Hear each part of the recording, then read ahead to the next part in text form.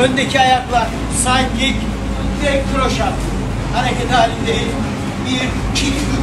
Reaksiyon. 1, 2, 3. Side kick iyice açıyoruz. 2 vuruyoruz, hemen çıkıyoruz. 1, 2, 3. İyice kalçayı uzatıyorum. Açtım. 2, 3. Reaksiyon. Tekrar. Evet.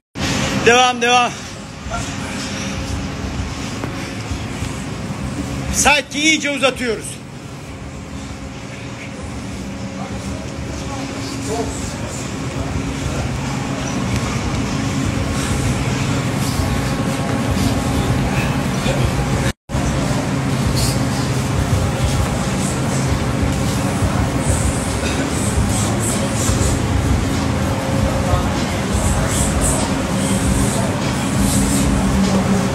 Evet, devam.